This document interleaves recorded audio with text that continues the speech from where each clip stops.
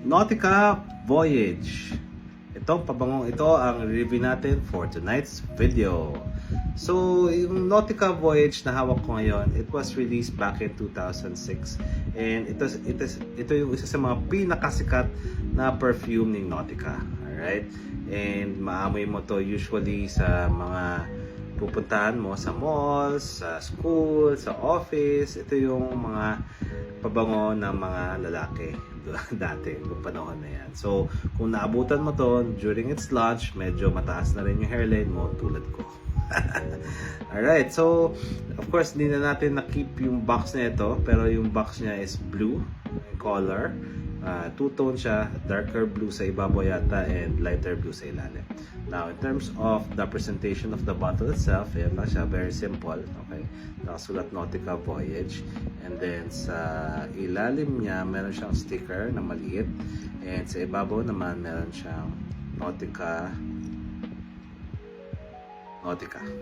Dalawang Nautica na branding sa ibabaw. Okay, so simple lang naman yung bote niya.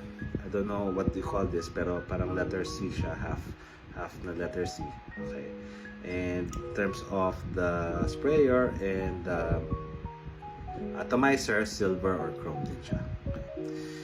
So let's go to Fragrantica and check on the notes. Okay, very few lang naman yung kanyang notes.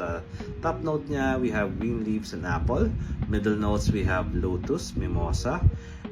Base notes, we have musk, cedar, oak moss, and amber. Alright, so let's go ahead and spray this on our right wrist this time. Okay, ang konti na lumabas. Okay, in terms of the atomizer, tama lang naman yung volume na lumalabas na perfume and maliit lang yung kanyang area na pinaglalabasan. Okay, so ano nga masasabi natin? First spray, yes, amoy na amoy mo yung apple na note and yung green leaves niya. Para siyang, alam mo yung kumuha ka ng mga leaves sa puno and then nilapit mo sa ilong mo. And yung apple din, pagkahiwa mo ng apple, ganun na ganun din yung amoy niya. So parang pinagsama mo silang dalawa. And then wala siyang ganong musky or musky na scent. Yung cedar, amber, hindi pa siya ganun lumalabas.